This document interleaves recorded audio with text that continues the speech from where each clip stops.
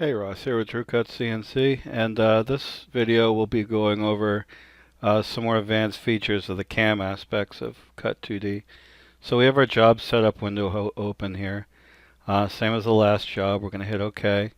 This time though, instead of using a vector, or vector import, we're going to go ahead and draw a part. So this will be a fairly simple part that we can demonstrate some different layers and different tool paths on. And you can apply this to pretty much anything you want. So let's start with a rectangle. We'll do a radius external 0.5 inches. Actually, no, let's make it square. So we're going to make it a square rectangle, and we'll make it, say,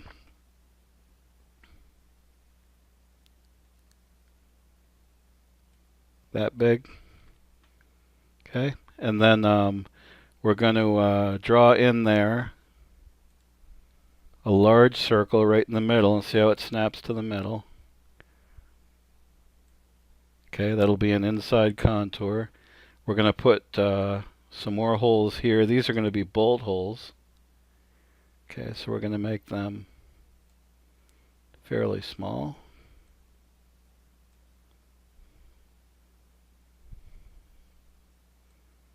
Something like that.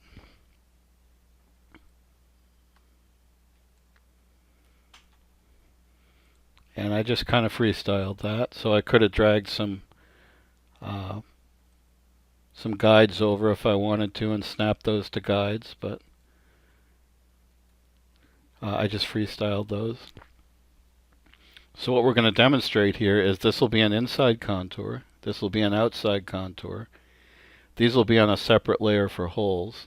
Okay, so we're going to come up here to make our layers. Okay, we have one layer right now. We're going to add a layer called holes. We'll add a layer called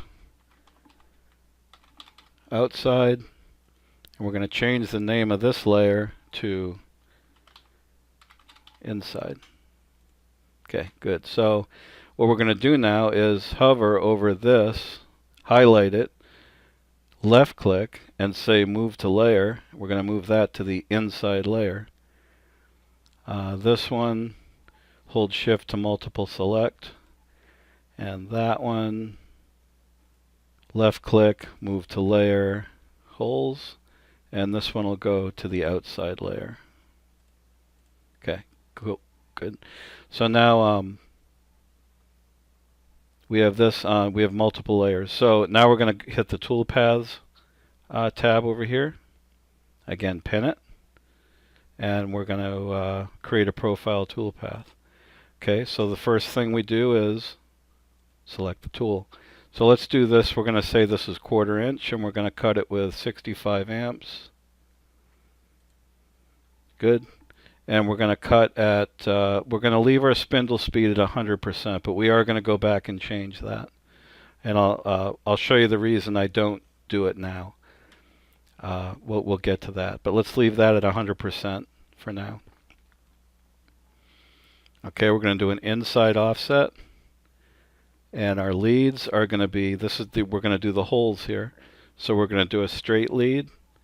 Our holes are 1 inch, so our straight lead's going to be 0.4, which will put us right roughly in the middle, and our angle wants to be 90. Okay, and this is going to be holes. Hit the selector, select the layer for the holes, and see how only the holes selected. That's why we do multiple layers for different toolpath styles. Makes them really easy to select here. Hit close, hit calculate. There's our toolpath right there. There's our start point and our end point. Now if I didn't want to lead out, I could uncheck this and maybe add an overcut instead of a lead out. I prefer lead outs. You could do a combination, do a little bit of an overcut and a lead out. Okay, so then again we hit calculate, hit close. Okay, good. So now we have our holes done. So our next tool path will be the inside. So hit the profile button again. it's going to be an inside. Our lead on this, we're going to make this lead an arc, a circular lead. And we'll make our radius 0.2 and our length 0.4. We'll do a lead out, and we're going to call this inside. Hit the selector, select our inside layer. Now you could have just come over and selected the vector, but when you have 100 of these nested on a sheet, you don't want to go through and select every single one, so that's why we use the selector. And the next video we'll actually do some nesting with toolpaths. Okay, now we hit calculate. So there's our inside contour with our circular lead. Okay, so we close that. Now we have one more to do, and we're going to hit profile again. This one's going to be the outer contour. We want an outside offset. We're using the same tool for all three. And for our lead, this time we want a straight lead, but we want that lead at 0 degrees. Okay, and we're going to make it 0.4 is fine, and we hit calculate. Oh. Okay, let's back out of that, hit Control Z. Let's start over. Delete this.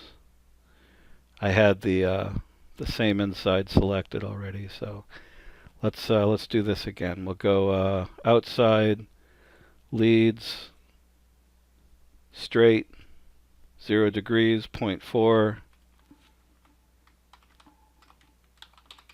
Outside, selector.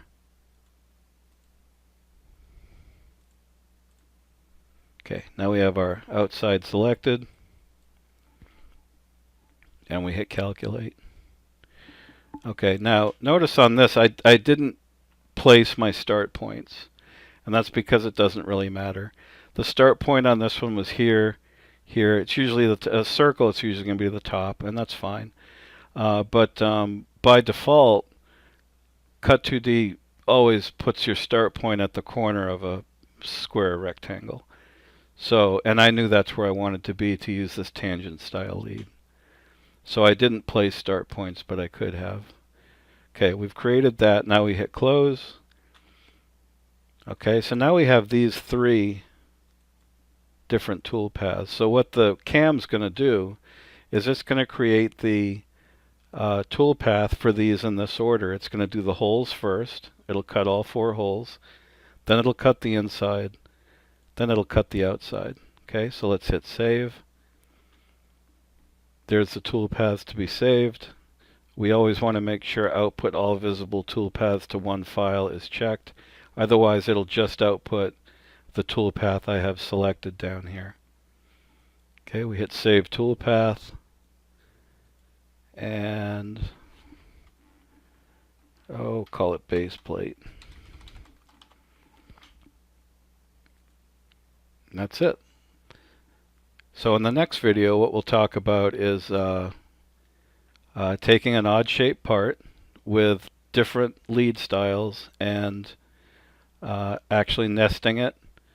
And we'll see you in that video.